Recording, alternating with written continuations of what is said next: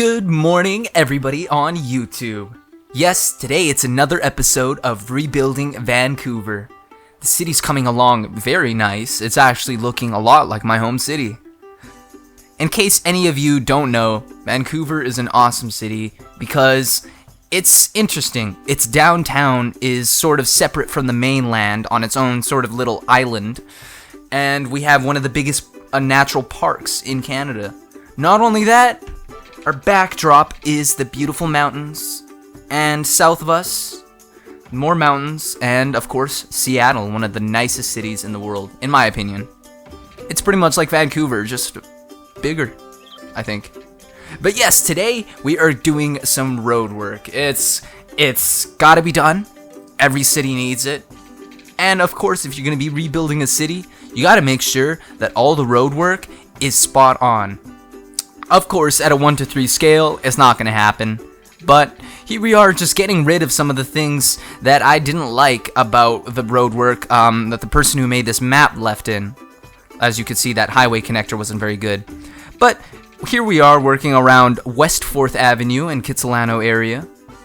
This is actually just west of downtown. It's a very, very nice place to live. Super beautiful beaches. And in case you didn't know, Vancouver, being a part of Canada, we have some really nice beaches. Check them out. And here we are on Granville Street. We're just working out the roads for the hospital, Vancouver General Hospital. There's going to be a cancer society, research center.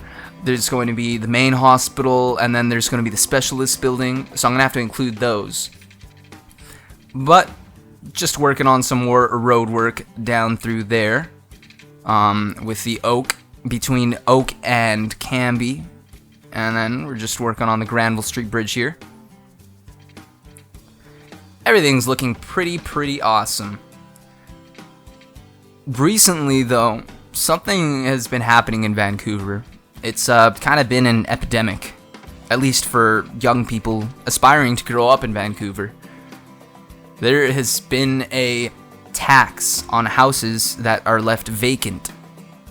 Yeah, it's not really a common problem, but essentially what's going on is foreign investors are coming into Vancouver, buying houses simply to resell. I know, it's the real estate market. What can you do? Well, the problem is, in Vancouver, there is a huge amount of students that are having a hard time finding housing because of this. And as much as the city wants to make subsidized housing a reality, it's just not totally possible right now. So we really have to rely on rented properties and basement suites for these students. Unfortunately, something like 11,000 homes or something like that are vacant. And each basement suite can house at least 2-4 people. So that's a lot of people. You just multiply that by 3 or 4. And that's how many people are affected. I mean, in the grand scheme of things, it's not a lot of people, but, you know, every person matters.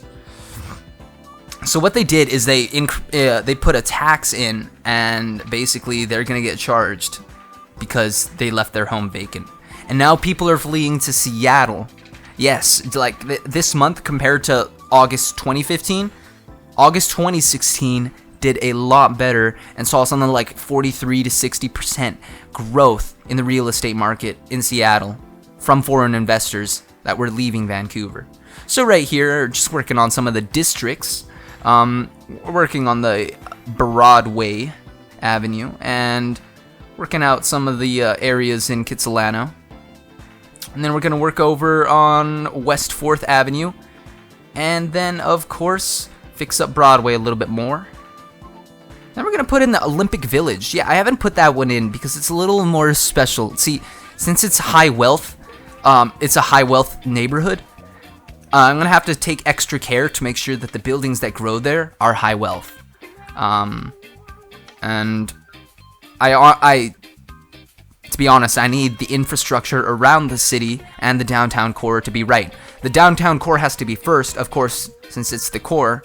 It has to have been growing the longest. Since historically, when pioneers first came down the river, the Fraser River, down to Vancouver, they settled in the downtown core chopped some lumber in Stanley Park, and lived their lives, and eventually expanded outwards. See, because back in the day, you couldn't just plop your house or your community right in the middle of the mainland. You have to plop it somewhere near water, because you're going to have to either grow stuff, or at this time, there was a lot of trade from the northern part of BC. So they would need to basically float all the supplies down the river channel, all the way down until they came down to the port of Vancouver. And that was how economy was back then. So there's a little history lesson. Anyways, just finishing up the hospitals here. Not really much today, but I promise you, the next episode, you will see an insane amount of growth in the suburban areas just outside of downtown. Now, I really hope you like this video, and if you want to see more, if you want to see this city come to life, I urge you to hit that like button and subscribe if you want to. Tell your friends in Vancouver, and if you're not from Vancouver, come check it out. This is SirWeedBoy. Keep smoking that Master Supremo Island Star Kush. I'll catch you next time. Thanks for watching.